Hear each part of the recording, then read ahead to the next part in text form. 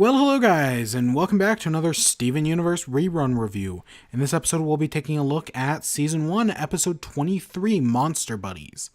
Now, for the next 3-4-ish episodes, depending on how you want to classify it, we're looking at serious episodes. It's not like the show's getting more serious. I mean, it kind of is.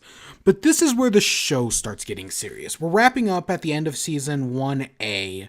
I know Season 1's like 52 episodes, but it can be roughly broken up into two halves.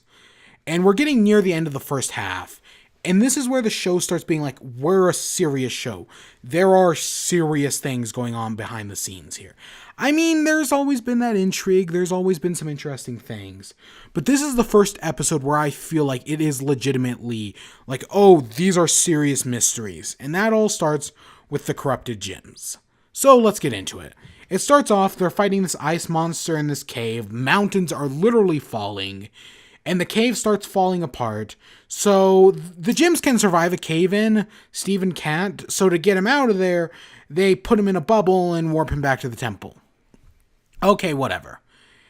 And so they warp him back, and at the temple, he pops out of the bubble, falls onto another bubble, pops it open, and it's centipedal. You remember from the first episode? And as it starts forming, you see a human form, a humanish form, and then it turns into the monster. Steven gets all scared, and then it sees Steven is scared and turns into like a little tiny centipedal, right? It's really small, and he's trying to communicate with it, because it's tiny and it's scared. It reminds me of a dog. The entire thing is a metaphor for a dog, and we'll get into it. I mean, he already has a cat. So the gyms break in and they're like, this was a horrible idea, get away from it. And Steven's like, no, I'm going to defend it, right? It seems to be more than just a corrupted gym. There may be something more going on here, which brings up a point. So I don't give spoiler warnings because these are rerun reviews after all. And I don't know, I kind of figure maybe people have already seen parts of the show. That's weird to do, but whatever, that's how I've been doing this. And I do want to point out, why didn't they reveal that corrupted gyms were just normal gyms that became corrupted? I mean, I think we don't find out about the damage from the diamonds for a while, but actual corrupted gyms being just normal gyms that were corrupted, we find out in like 3 episodes, I think Ocean Gym. Why didn't they reveal this now? I feel like it would be much more pertaining to the situation at hand, because we literally are dealing with Steven trying to help a corrupted gym. Get what I'm saying?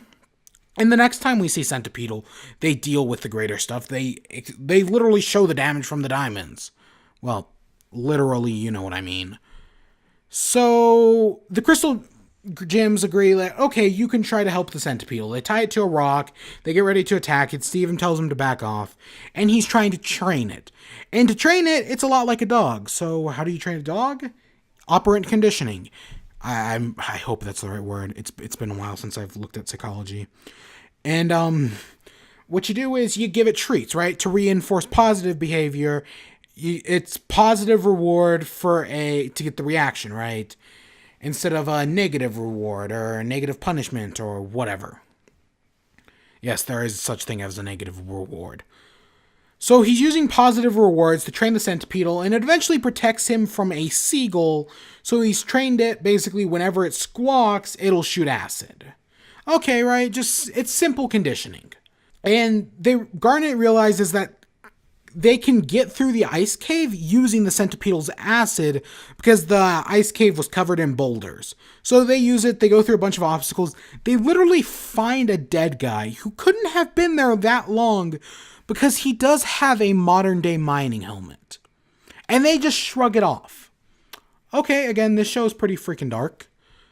So they eventually get to the room with the shooting star. And, I mean, they explain that there's this shooting star intensity, that it's so hot and volatile, it has to be encased in ice, and yada, yada, yada. We don't really know what the shooting star does, and we do see it again in, I want to say, Winter Forecast.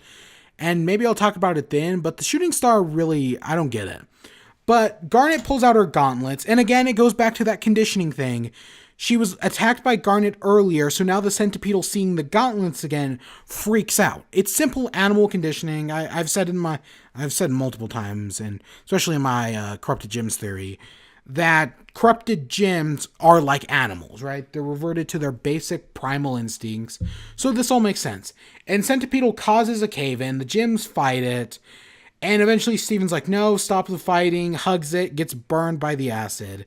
And then the Centipedal sacrifices itself to save Steven, because if the Centipedal gets poofed, whatever.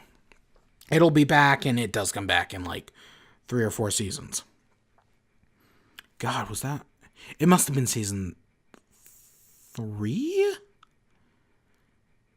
It was right before Alone at Sea. And Steven now has the ability to bubble gyms because greater purpose and all that. It makes sense, right? They set it up at the beginning of the episode with Garnet bubbling him, so it makes sense he can bubble gyms. It's a fine conclusion. And yeah, it's a fine episode. It's setting up this intrigue of what's going to happen later on down the line, our greater intrigue of the entire show. You know, the mystery that the community gets obsessed with. I mean, I've been. So yeah, I completely get it. And this is where it all starts. And yeah, I hope you all enjoyed. Stay tuned for more. Until next time, peace.